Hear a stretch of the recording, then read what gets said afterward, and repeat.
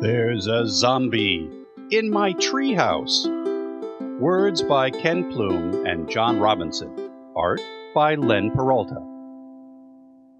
Life on Cameron Lane was as normal could be. There were normal houses and normal families and normal cars in normal garages with normal trees in all the normal yards. In this normal town, Johnny was a perfectly normal boy. You'd never guess there was anything particularly special about him, judging by his normal looks and normal demeanor. In fact, he was just a normal boy. What wasn't normal, however, was the tree in his yard. Well, not the tree, really. It was just a normal tree. It wasn't even the treehouse, nestled in its lofty limbs. That was normal, too. On normal days, Johnny would come home after school and play in the treehouse. Some days he'd rescue a princess from the evil dragon that perched menacingly in the topmost heights of the old oak trees. Other days he'd vanquish the dread pirate lord whose flagship just happened to look suspiciously like the shed in Old Man Johnson's yard. Sometimes he'd even manage to save the Ruby Galaxy from the monstrous Zorgo when his mother didn't make him come in too early. There came a day, however, not that long ago, when Johnny found something abnormal in his normal life. It was the day that Johnny discovered a zombie in his treehouse. How was he supposed to play today, or any day?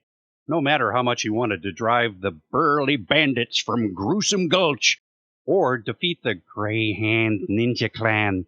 With the presence of this undead intruder, it certainly seemed like there was no way he'd ever be able to play in his treehouse again.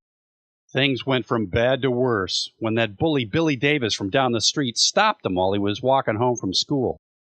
"What's the matter?" Billy the bully asked. "Why aren't you playing in your stupid little treehouse?" "I can't go play in my treehouse," Johnny said. "There's a zombie in it." "There's no such thing as a zombie, you ninny," Billy said. "Well, if you think that, you go tell him. He's right up in that treehouse.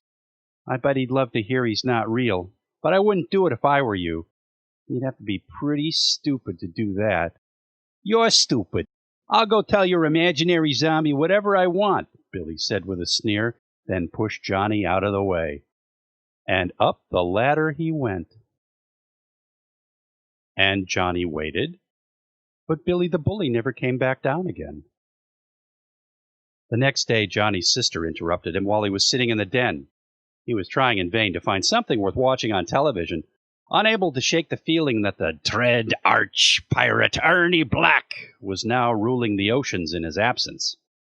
"What's wrong with you?" his sister asked.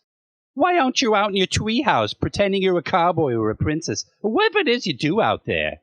"I can't go pretend in my treehouse," Johnny said. "There's a zombie in it."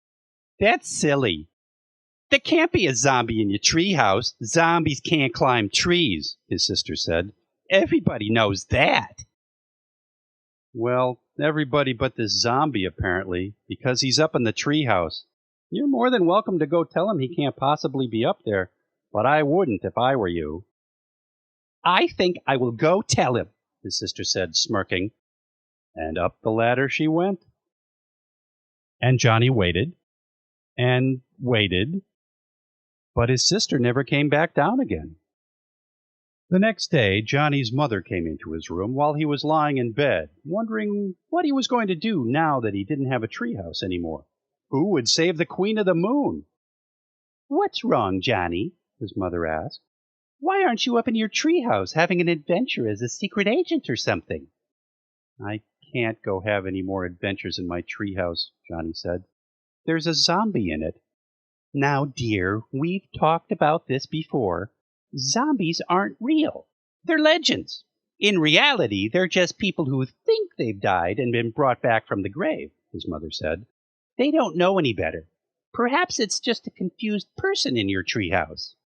"Well, the zombie in my treehouse definitely doesn't know any better because he's real and he's up there right now. It'd be great if someone could unconfuse him so he'd go away, but I wouldn't do it if I were you." "Nonsense. I'll go tell that poor deluded man right this instant," his mother said. And up the ladder she went. And Johnny waited, and waited, and waited, but his mother never came back down again. The next day, Johnny's father came into the kitchen while Johnny was sitting at the breakfast table building the Great Pyramid out of cookies. "Johnny, why are you moping about in here?" his father asked. "And have you seen your mother and your sister?" Johnny sighed. "I'm in here because I can't go up in my treehouse and play. There's a zombie in it, and Mom and Sis went up to take care of him." His father said. "Well, I hope they remember it takes a nice strong blow to the head to stop a zombie. And really, if it's only one zombie, he should be easy enough to deal with. I'm surprised and a little disappointed you weren't able to solve this problem on your own." "Well, he seemed to be more than I could handle, Dad, because he's still up in the treehouse. Maybe you could show me how to do it so I could have my treehouse back. I'd be sure to take notes so I could handle the next one, but maybe you should get some help just in case." "No, poppycock, son. If it's only one zombie, I won't need anyone else. Dad'll show you how it's done straight away," his father said as he grabbed a sledgehammer. And up the ladder he went. And Johnny waited, and waited, and waited, and waited, but his father never came back down again. Johnny is still waiting for someone who can help him with his zombie problem, because although it's nice to have the bully gone, and he does miss his mother and his father and his sister mostly, he really, really misses his treehouse.